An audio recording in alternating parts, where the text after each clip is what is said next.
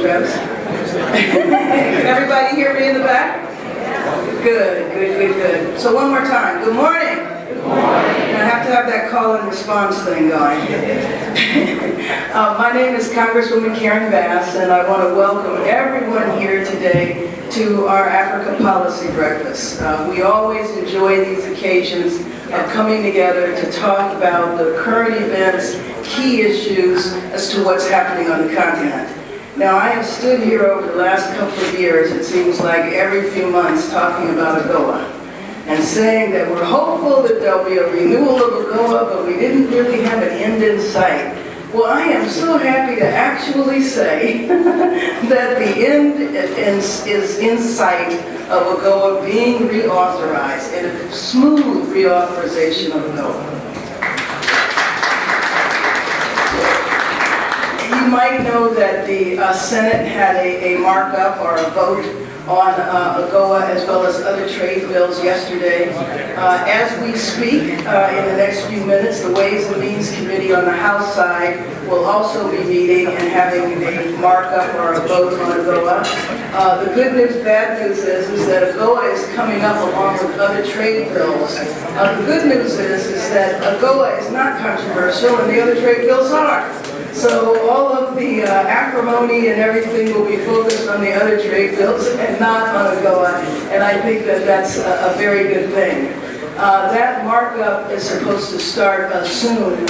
As we go through the breakfast this morning, we will keep you posted on the markup because we do want to let you know that from here you might very well want to go over to the Ways and Means Committee. We will give you the room number. It is in the Longworth building, but it's always good for the committee members to see an audience that is very interested in AGOA. And I say that because the other trade bills, and most notably Fast Track, or the Trade Promotion Authority, is the one that is very, very controversial, very, very partisan, and I'm sure that the majority of people there are going to be focused on that. So we want to make sure that everybody on the committee knows that AGOA we want to go through very smoothly and we don't want any interruptions. And so we will give you the room information. If you feel inclined to go over there after here, I think that would be a great thing, but we will keep you posted on the vote. So the topic this morning are the elections in Africa. We know that we have multiple elections that are happening all over the continent, and I think all of us held our breath as we watched the election take place in Nigeria, and all of us exhaled after that election and said that we made it through, it was okay. What is next for Nigeria? We will all see. I know that the inauguration of the new president is supposed to take place on May 29th. I had the incredible honor of participating in the presidential delegation that went to Namibia for the inauguration of the Namibian president that took place just a month ago. And one thing I always feel and say all the time about the continent of Africa is that you only hear about the controversies. Who knew about the inauguration of the president of Namibia? I'm not even sure it made news in the U.S. A very peaceful transition, and they've had multiple transitions in that nation. And I think it's incumbent upon all of us who care about Africa to share the good news. And that was certainly the good news. And so I would like to bring up our moderator and our panelists if they would come. I will tell you that in a few minutes we will be joined by the number 2 in leadership on the Democratic side, Steny Hoyer, who is the Democratic whip, will be joining us soon. And Monday, if you don't mind, when he comes, we will take a brief moment and stop for him to give some remarks. So once again, welcome everyone. Good morning. This is an exciting morning, and I am confident by the end of the day, AGOA will be ready to go to the floor of the Senate and the floor of the House of Representatives. Thank you.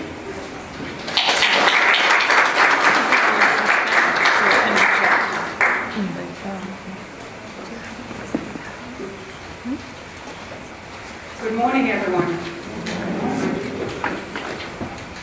Representative Bass, thank you so much for welcoming us here this morning and for planning today's discussion discussion on the critical issues related to elections in Africa. This is a critical issue for the continent. And I'm glad that you have decided to devote the third Africa Policy Breakfast of 2015 to this very, very important issue of governance elections in Africa and what they mean for that continent, but also for US Africa and the region. By the size of today's audience, we can tell that this policy audience is greatly anticipated. We know that some of you will be tweeting, and we encourage you to please do that. We ask only that you use the hashtag #AfricaDecides. It will be very important in terms of getting the word out. To help us address this critical issue of elections in Africa, and to examine the landscape, to interrogate the issues related to elections and transitions on the continent, we have a distinguished panel with us today. As I look out in the audience, I also see a broad section that includes think tanks, NGOs, academics, and of course, members of the African Diplomatic Corps. And let me take a moment to recognize the African ambassadors who are present with us today. Ambassador Paul Atagana from Cameroon, thank you, sir. And Ambassador Musa Adama from Gabon. Thank you. And I know there are several other embassies, including Benin, Botswana, the DRC, and Djibouti that are present here today, and we thank you for joining us. Mali too, thank you. Thank you very much. We have asked each of our panelists to speak for no more than 3 to 5 minutes for each of the questions that we will be putting to them, so in order to allow ample time for you all to engage on this critical topic during the Q&A. If you will let me, I will now take the moderator's privilege and introduce myself. Some of you know me, but I also see some faces that are not familiar to me. My name is Monday Miyama, and I'm the director of the Africa program at the Woodrow Wilson Center. Let me just take a few minutes to help frame today's discussions, and then I will turn to our panel. Many of you are sitting in this room because you know there are more than 24 African countries that are going to the polls in the next 2 years. And while elections do not by themselves a democracy make, they are a critical and foundational element of democratic governance, something that the continent has yearned for many years. Elections allow the people to speak, to have a say in who they want to govern them, how they wish to be governed, and what issues they want their leaders to focus on. They are also an opportunity for the people to throw out those who have not delivered to the people. I must say, and I think it is important, as Representative Bass was saying, to note some of the good news stories coming out of Africa on this front. We've gotten off to a good start this year, with elections in several countries, including Zambia and Nigeria, that are going well. However, there are upcoming elections that loom large for a variety of reasons, including whether the presidents will respect the constitutional term limits and not try to change the constitution. In some countries, the concern is whether the elections will be credible. In others, the concern is whether the elections and the transitions will be peaceful. But there's also hope. In others, we are hoping that elections will lead to a return or even a consolidation of democratic governance. And we are honored to have a distinguished panel of practitioners, analysts, and advocates on our panel today to discuss these issues. But before I do, I see that Congressman Hoyer just walked in. Before we begin, I mentioned to everyone that we want to shortly by the Democratic Whip, and he is here now, and I would like to bring up Mr. Steny Hoyer.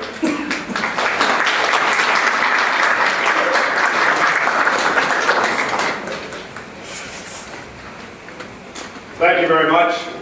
I am pleased to be here with all of you. This is not a voluntary appearance. Congressman Bass ordered me to be here, and I always respond to her suggestions.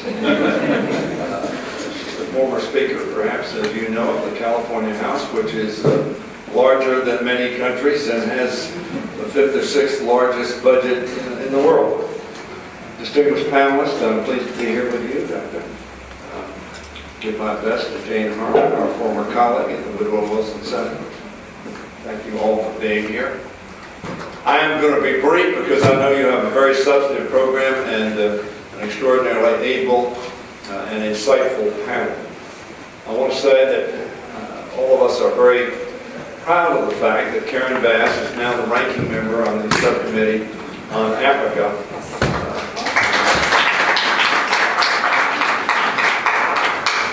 And that bodes well for Africa and for America. It bodes well for both of us because our relationship is going to be so critically important, in my opinion, in the 21st century. And that Africa has such potential for the 21st century. I don't see my friend Greg Meeks here. Perhaps he's been here, or Sheila Jackson-Lee, both of them obviously very, very focused on the relationship and on the opportunities for us both. I want to thank them for their focus. This is an important follow-up from the Press Freedom Day yesterday at the National Endowment for Democracy. And I'm grateful to Representative Bass for continuing this discussion and this important relationship building opportunity. With a number of African states scheduled to hold elections this year, you were just talking about that as I was coming in, including Togo next week, the issue of democracy, governance, and freedom of expression are at the forefront of discussion about the continent and its future.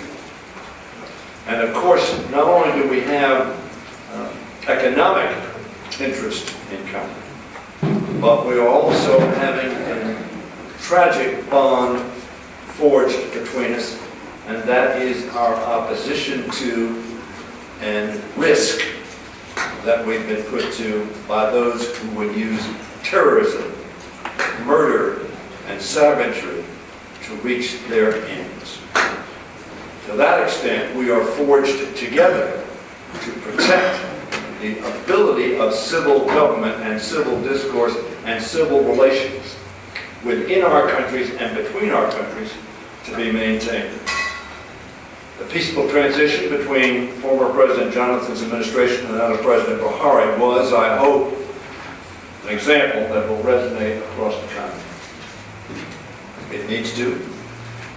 It must, if the future of Africa is to be as bright, not only as a continent, but as individual countries, as you want it to be. Democracy, as well known, is predicated on the ability of citizens to critique their leaders and seek redress of grievances from their government. We in America sometimes look at those who are developing democracies and expect that which didn't happen in our own country, and that is for the very rapid realization of a fully blown democracy. In fact, it was over a century before we adopted our present democracy, which of course is the oldest democracy in the world. But it is difficult to develop civil discourse and tolerance and the ability to work together. But it is absolutely essential. We have found that the alternative is unacceptable.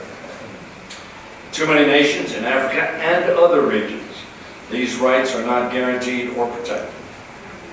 And democratic development is therefore constrained and undermined. A chief example, of course, is the jailing and intimidation of reporters seeking to cover politics and government. Now, I don't know very many politicians who are always happy with the media. Perhaps you can strike always, and are just not happy with the media. But any of us who have been active for very long, and I was elected to the state senate in my state of Maryland, just a few miles away, in 1966. So I've been at this business for a little bit of time. And the press, a free press, an open press is absolutely essential. Absolutely essential to the exercising of positive democratic government and to informing the people of what their leaders are doing on their behalf. And so your focus is absolutely essential. It is imperative, as I said, that any nation calling itself a democracy allow journalists to conduct their work freely and without threat and intimidation. Too often we find in so many parts of the world that is not the case. I want to thank the panelists today for sharing their perspectives on this important issue, and I look forward to continuing to work with Representative Bass, who again I stress to you, Speaker of the House, of the Assembly, as they call it. We call it our House of Delegates, but they're all the other house, not the lower house, of their democratic legislative parliament. He's an extraordinarily experienced legislator and an extraordinarily able legislator and an extraordinary communicator. So that as she participates in this forum with you, be assured that the discussions, Doctor, that are held here, the observations and insights that are put forward by the panelists and by all of you, will be effectively related back to the Congress of the United States and those who are making decisions that will jointly affect all of us as the decisions you make will affect us. I regret that I cannot stay. As Karen Bass knows, Congressman Bass knows, I'm chairing in just a few minutes an organization called the WHIP organization, which I head up. So I have to go to that right now. But I'm so pleased and honored that Karen Bass, Congressman Bass, would give me this opportunity to join you and to thank you and to welcome you and to say how much we look forward to being partners together for a better life in our own countries, a better relationship between our countries, and a safer and more prosperous world for all of our people. God bless you. Thank you very much.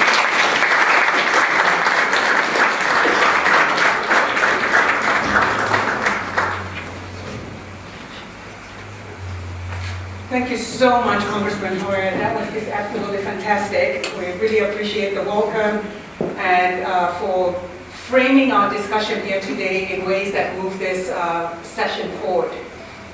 And I especially like the fact that he highlighted several of the issues that we will need to go into in depth in order to make this a sort of meaningful discussion that we're hoping to have here today.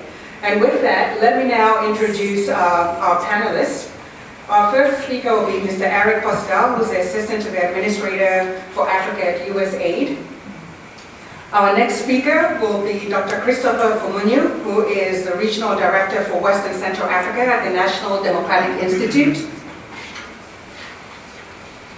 Our third speaker will be Mr. Omoyele Sowore, who's a journalist, actually the CEO and founder of Sahara Reporters. And bringing up the rear, but certainly not the least of all the panelists here, is my sister, Ms. Kamissa Kamara, who's a Senior Program Officer of West and Central Africa at the National Endowment for Democracy. Mr. Postel, will you kick us off? Sure, thank you very much. Good morning, everybody. I just thought I'd make a few introductory remarks that help maybe set the scene. And some of these themes you've already heard little pieces of, but maybe this would have a little bit of a development slant. So thank you very much, Congressman Bass, for inviting me, and again, good morning to everybody. I'm sure all of you know that nowhere in the world is development such an important part of U.S. engagement as it is in Africa. And today, Africans are the architect of their development. They're not just beneficiaries the way we used to have those kind of conversations back in the 60s and 70s. Donors support their plans, but they don't dictate them. And at the same time, citizens are demanding democracy, not autocracy, and they're seizing the opportunities to shape the futures of their countries. And then bringing the circle all the way back, good development work needs good governance if it's really going to succeed and last. African elections, political processes, and governance will continue to take center stage and transform the continent in the coming decades. And as I don't need to tell you how many elections are coming up in the next few years. In the last 6 years alone, USAID has worked to improve the credibility and conduct of elections in at least 34 countries in sub-Saharan Africa. We do that by assisting partners who in turn help build institutional capacity of electoral commissions, strengthen political parties, promote peaceful, non-violent participation, and free press, and so forth. And much of this work is done through hundreds of civil society organizations and countless champions of reform inside and outside of governments to improve transparency, accountability, and the quality of governance. Because I just returned from Nigeria a couple weeks ago, where I was with Chris and other people here, one of the things I'd like to focus on elections, because I believe they sort of encapsulate the progress we're making across the whole spectrum of democracy, human rights, and governance in the region. But some of our panelists are real experts in these areas, and I'm looking forward to hearing from them. Some of you may know another one about one of the other recent elections that have happened this year, and that was in Zambia, which was happened because of the premature death of the incoming president. In Zambia, USAID and other donors provided a lot of behind-the-scenes work, and that's an important aspect of this stuff, to civil society, the Electoral Commission, and thousands of nonpartisan citizen observers who monitored the conduct of this election and pulled it off. They literally only had 3 or 4 months from start to finish at an unplanned time to pull off the election, and then they were right in the middle of the rains. The election itself was decided by a few thousand votes, and yet at the end the people felt that it was a free and fair, transparent election. There are improvements that can be made, but overall it was a good election, and the parallel vote tabulation basically ratified that it had been that close and that it was a good count. In Nigeria, it's already been mentioned, I'm sure it's going to be mentioned a lot, but in our case, USAID worked very closely in partnership with the United Kingdom's Department for International Development and a whole range of Nigerian civil society activists and U.S. organizations to prepare for this. And we all have been working basically continuously for many years. Working on elections is not something where you come in 6 months before the election and then just do it and then you're gone. It doesn't work optimally like that. I had the chance to go there with Assistant Secretary of State Linda Thomas-Greenfield to actually observe the elections along with other officials. And you saw that Nigeria's made a big step forward in terms of, even though there were flaws, that there were fewer problems than in the past, and obviously there was greatly reduced violence compared to the past. There was still violence, and there were still some problems, but compared to what it could have been and was in the past, it was an incredible step forward. And all the Nigerians with whom I interacted were just really very happy with themselves and their country. Our work was on several different angles, including to the INEC, the Independent National Electoral Commission, as well as working with NDI, which Chris will tell you more about, I'm sure, at one point or another, but they had a fantastic parallel vote effort. And so, cross your fingers, but they're on track for a peaceful transition of power, not only at the national level, but there were also obviously a number of changes at the governmental, at the state level. So these are just a few of the examples you heard about Namibia, and you know other cases where there have institutions, and most importantly, the citizens of those countries have gradually transformed the rule of big men into democracies based on laws and best practices like fairness, inclusion, and so forth. And yet we know that there are many serious challenges still facing this. One of the cases you've already heard about is whether some people will try to undermine elections or extend their terms of office. So we're increasingly concerned about threat of political violence in places like Burundi, Democratic Republic of Congo, where people seem to be backing away from some prior agreements. And so we're working with Africans and our international partners to try to work in places like that, or the Central African Republic and so forth. So there's so much more to talk about, but I will finish up there so we keep moving. But we look forward to continuing to work with many of you, with citizens all over Africa, to try to ensure that there are a lot of fair, transparent, free elections in Africa, and keep up this forward momentum both on democracy, good governance, and development in the continent. So thank you, and hope that serves to get us going on the discussion.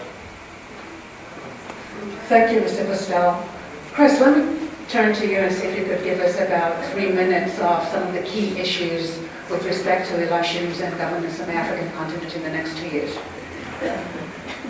Thank you very much, Dr. Monde, and it's a real pleasure to be here this morning. And I just would like to take my first minute to really thank Congresswoman Karen Bass for her leadership and her enthusiasm for Africa, and being a very strong voice for Africa, because I think she really generates so much enthusiasm that all of us who are Afro-optimists, have reason to be hopeful about the continent's future and the role that the continent could continue to play, not just in bilateral US-Africa relations, but also with Africa taking its seat when it comes to global issues around the world as well.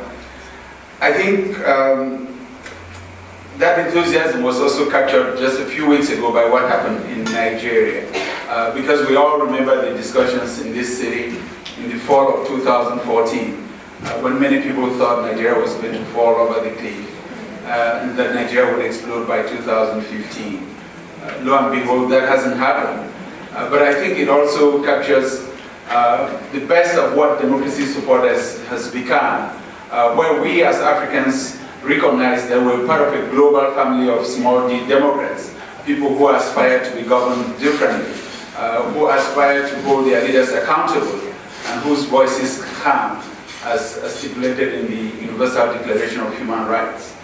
I think what we saw in Nigeria a few weeks ago also captures what I'm now beginning to call the collective complementarity of Nigerians, of people on the continent taking ownership of political processes in their respective countries, and also having partners work side by side with them, if not standing behind them to give them the support that they need. And in most cases, this support is by way of sharing expertise, sharing lessons learned and best practices from other countries, so that people who have the political will can really benefit from the latest advances that have been made to consolidate democratic processes in their own countries. And so when the story of Nigeria is being told, I think the credit really goes to the Nigerian people. I think of all of these civic activists, civil society leaders, women leaders, who in villages and sometimes in remote areas,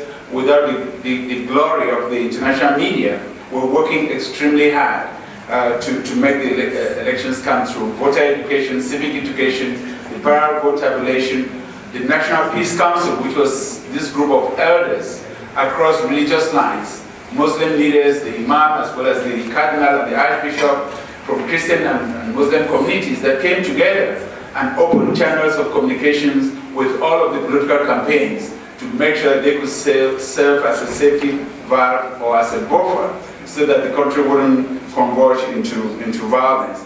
But I also think of the contribution that was made by the international community at large and partners. I think about the visit by US Secretary of State John Kerry to Lagos, where he met with both candidates in the lead up to the elections and encouraged everyone to commit to having peaceful elections. I think of the visit of Kofi Annan, who went to Abuja and with the National Peace Council worked on the Abuja Accords, which became the mantra through the last 3 months of the campaign.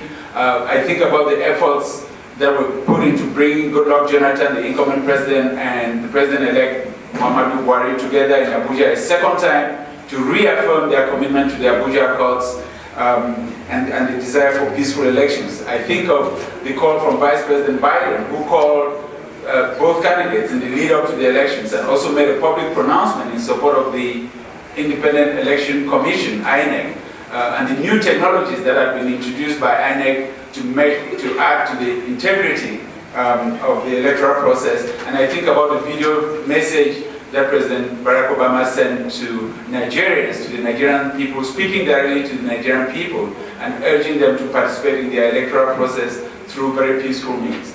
We were already, my colleagues and I were already in Abuja at the time that these messages were coming in. And these messages were well received by the Nigerian people because they valued the fact that the rest of the world considered them on an equal footing and saw them as joining partners in this urge to consolidate democratic governance.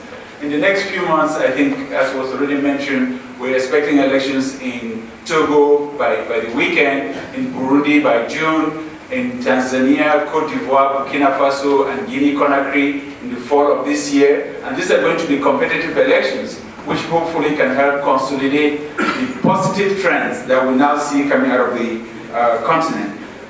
Dr. Monday did say that elections really matter, and we all agree elections are not the only pillar of democratic governance, but they really are crucial because they help on the issue of legitimacy. And we all know that this is the only contract that a government has the ability to negotiate with its citizens in public view. And statistics have shown that a government that emerges from flawed elections or a government that steals elections is going to be less capable of delivering the services that allow citizens to see the benefits of governance. We also know that elections have the possibility of testing other tenets of democracy because it's through the electoral process that we get a sense of how political parties function, the internal democracy within political parties, the opportunities that are given to women and youth to become part of the political process, the professionalism of security forces, the way in which they conduct themselves in a non-partisan way, the effectiveness of the legislature in terms of defining the electoral framework so that it's inclusive of all of the citizens, and the way in which the Independent Election Commission can conduct itself. So elections really matter, and I think that the test that is before us and before the continent for 2015 will be whether a number of other African countries can emulate the wonderful success story coming out of Nigeria. Thank you very much.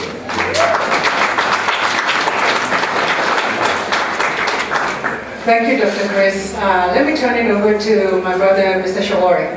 Your turn, sir. 3 minutes. Some key issues that you see on the horizon as you interrogate the elections landscape in Africa over the next two years.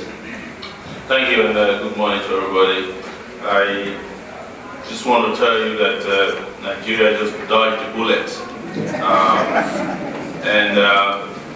This process was such that all the bookmakers about Nigeria were proven wrong. I mean, policy wonks, traditional rulers, even our country, militia leaders, prophets, academic experts, and even the legacy media was found wanting when it mattered most. But this did not happen by accident. There had been a very, very powerful and determined effort by Nigerian people, especially 40% of its population, young people, deploying technology, social media in particular, to bring about the kind of very silent revolution that you just saw happen in Nigeria a few weeks ago. You see, we love to give credit to all of our partners internationally, but Nigeria has missed it for too long.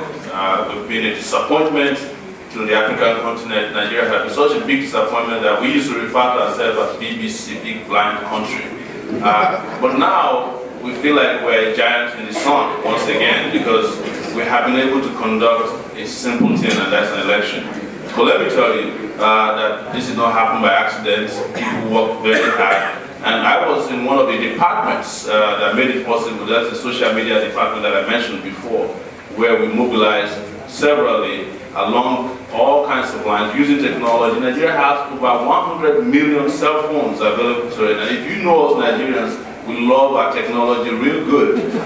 So there are a lot of cell phones and smartphones on the continent, and we just ask people to turn to it and use it to guard their democratic rights jealously. And they did. So what we did as Sahara reporters was to mobilize people to become citizen reporters, reporting the elections as they're happening instantaneously. And we were reporting the numbers and reporting the nuances and the conduct of our people to the world as it was happening, to show that we can take darkness out of elections. Because what happens in Nigeria, and Nigeria's biggest problem, is what happens between the voting units and the collation centers. Usually just those 30 minutes between which they move the ballot papers and boxes from where the voting took place to where the counting is done. That is where the darkness is. And we also have to take the darkness out of our leaders. You know, you have heard that President Jonathan considered the election beautiful, but he had no option because he had a country that was willing to see him out of the door peacefully. And if he didn't want it, he knew that he had to face the Burkina Faso example. And that is very important for African leaders. It's very important for African leaders and the ambassadors who are sitting with us today, that Africans are yearning for change. And I call on our friends in Angola, in Cameroon, that Africans want change. We're calling our friends in Togo, that Africans want peaceful elections. And if you don't give them peaceful election, you have chosen the other alternative. And that's the old Dagadugu or the Burkina Faso example. So I just want to tell you people that we have done it, and I'm proud to be Nigerian today, and I hope we'll continue to be proud because there's still a lot of work to be done to hold our politicians accountable, to allow for transparency. We are not just going to allow Buhari and his friends, having won, to sit there and tell us that another 4 years is not enough to make changes. We are going to see that that change happens, and we promise that we'll continue to do the best we can. And we hope our friends around Africa can borrow the kind of template we had in Nigeria in monitoring this, that made it possible for us to call the winner of the election 12 hours before anybody else could do it with social media. Thank you very much for bringing us.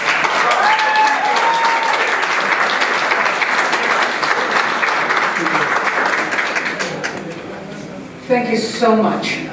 I really appreciate the passion that you brought to this issue and speaking from that Nigerian perspective, but more importantly, just highlighting the role of the people in taking ownership. I think that's a really critical message that I got from your intervention. Ms. Kamissa, the floor is yours. Thank you. Good morning, everyone. So the National Endowment for Democracy really also tries to give power to the people. Our main mission is to support civil society organizations, grassroots initiatives in order to push for democratic developments, democratic reforms in the countries. And we've had a lot of partners in Nigeria who, well before the elections took place, came to us and told us that the elections would be peaceful.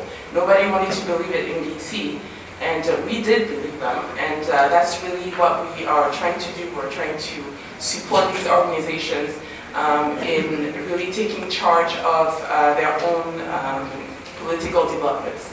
So over the past couple of years, I would say that there are many trends that we're seeing in election-related issues: elections and Ebola, elections and violence, elections and security, elections and my president wants to stay on forever. But really, one trend that's mind-blowing, that cannot be overlooked anymore is really youth participation in political developments. The youth are really taking charge of the political scene. They're making sure that their voices are being heard.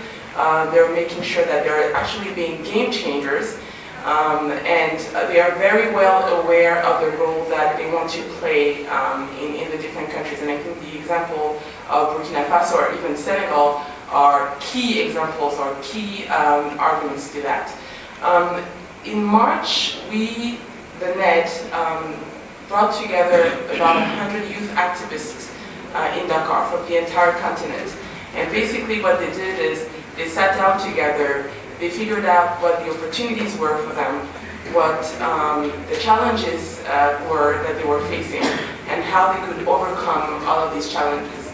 And I think that a reminder, and that's something that we tend to forget, is that being youth is not something that's static. People come in and out of youth, which means that the youth of today who are shaping their presidents, their governments, are going to be the rulers of tomorrow. And I think the challenge for all of us as Americans, as Africans from the diaspora, as donors, as implementers, will be to really adapt to this new thing that's happening. So things are changing slowly but surely, and the elections that are happening tomorrow are going to be totally different. The elections that are happening today are truly going to be totally different tomorrow. So we really have to keep in mind that the youth participation, and I would like to consider you as a youth, is something that is going to be key in the future.